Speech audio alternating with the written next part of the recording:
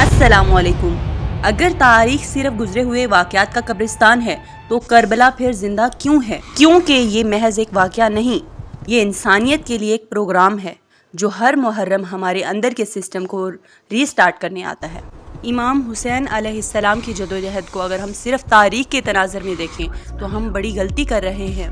یہ law of cause and effect کا وہ پہلو ہے جہاں ایک فرد اصولوں کی قیمت پر پوری انسانیت کے ضمیر کو بیدار کر دیتا ہے۔ احادیث نبوی صلی اللہ علیہ وآلہ وسلم میں اس مہینے کو اللہ کا مہینہ قرار دیا گیا ہے، یعنی یہ ایک ایسا وقت ہے جہاں زمین پر موجود انسان کو اپنے خالق کے سسٹم کے ساتھ ہم آہنگ ہونا ہے۔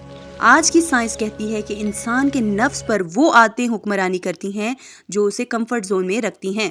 محرم ہمیں اس کمفرٹ زون سے نکالتا ہے۔ یہ مہینہ ہمیں ایک ایسا اسپرچول ڈیٹاکس فراہم کرتا ہے جو ہمارے اندرونی اسپرچول فیلڈ کو پاک کر دیتا ہے۔ جس عادت نے آپ کی قوت ارادی یعنی ول پاور کو مفلوج کر رکھا ہے وہ دراصل آپ کے نفس کی انٹروپی ہے، جسے صرف عزم حسین علیہ السلام کی روشنی میں ہی ختم کیا جا سکتا ہے۔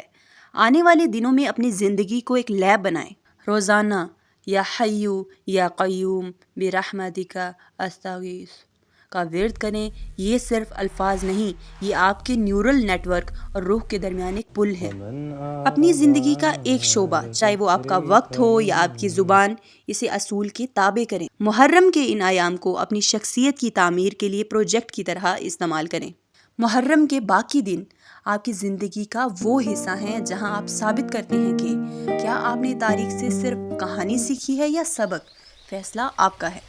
اللہ پاک ہم سب کو حق کی راہ پر استقامت عطا فرمائے۔ اللہ حافظ۔